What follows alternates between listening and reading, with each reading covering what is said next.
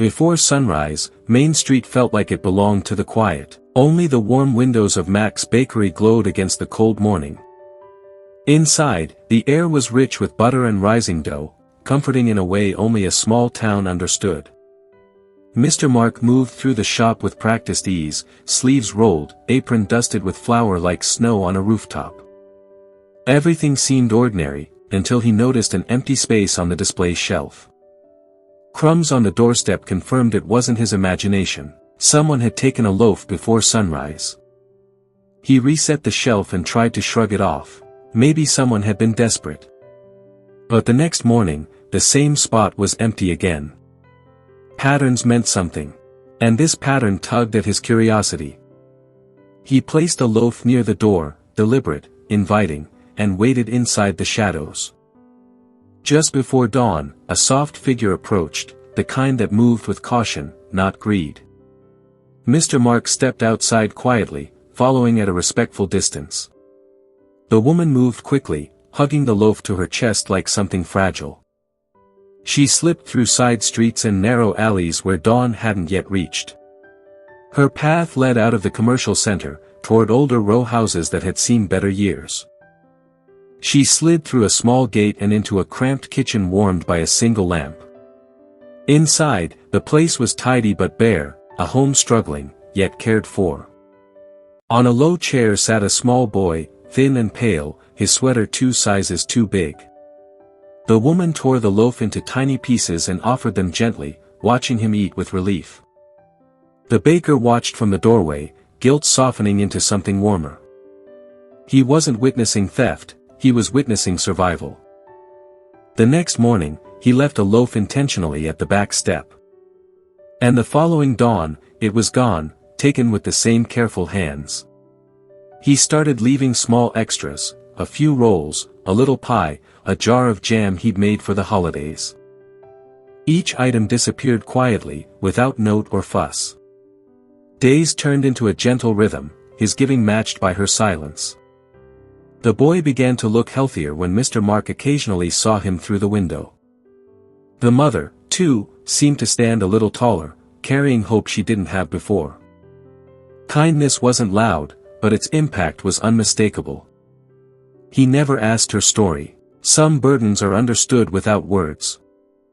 All he knew was that the bread mattered, and that was enough.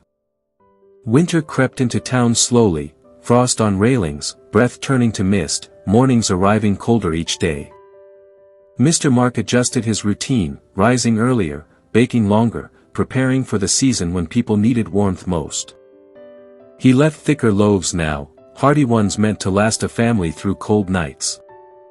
The mother continued arriving before sunrise, her footsteps careful but faster in the cold. Sometimes he saw her tucked scarf, repaired sleeves, the small details of someone doing their best with what they had. The boy seemed stronger now, standing by the door when she returned, eyes brighter than before. And the baker felt something grow inside him, a quiet sense of purpose. With each passing day, giving felt less like charity and more like connection. He didn't know their names, but he knew their struggle, and that was enough to keep him going. And then, as December approached, the cold sharpened, biting at every doorway in town. The first storm arrived without warning, thick snow and harsh wind sweeping through Main Street overnight. Mr. Mark worried the family wouldn't be able to reach the bakery in such cold. He packed a larger bundle, 2 loaves, rolls, and the last jar of cinnamon jam from his shelf. The snow came up to his boots as he stepped outside, cold air hitting him sharp as truth. He made his way to the lane, following the now familiar path toward the row houses. The house looked smaller under the weight of snow, its roof dusted in white like powdered sugar. Warm yellow light glowed behind the thin curtains, a reminder that even struggling homes held their own kind of warmth. He set the basket on the doorstep, careful not to let the snow dampen the loaves. Before he could walk away, the door creaked open and the boy peeked out, eyes widening at the sight. Mr. Mark didn't wait for gratitude, he simply nodded and trudged back toward the bakery through the storm. Back at the bakery, he warmed his hands by the oven, feeling something settle softly in his chest. Helping felt right. It felt human. The next morning, he found a small folded note on the back step. The handwriting was shaky, the message short, just 2 words, "Thank you." He placed the note inside his cash drawer, where he kept things of value that weren't worth money. From then on, he never missed a morning, no matter the weather or how tired he felt. Sometimes he caught glimpses of the boy playing with a rebuilt toy or helping his mother gather firewood.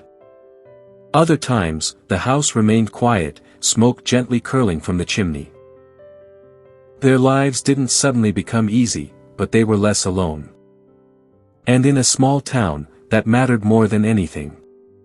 One evening near Christmas, the shop was quieter than usual. Cold had kept most people indoors.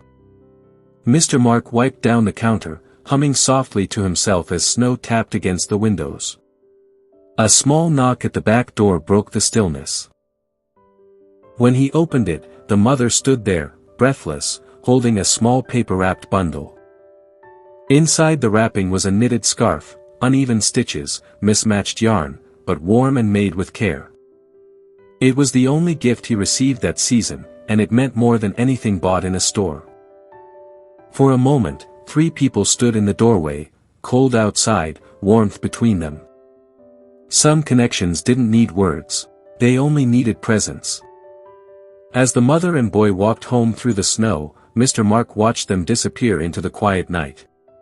He returned inside, scarf around his neck, heart full, knowing that a simple loaf had changed more than one life that winter.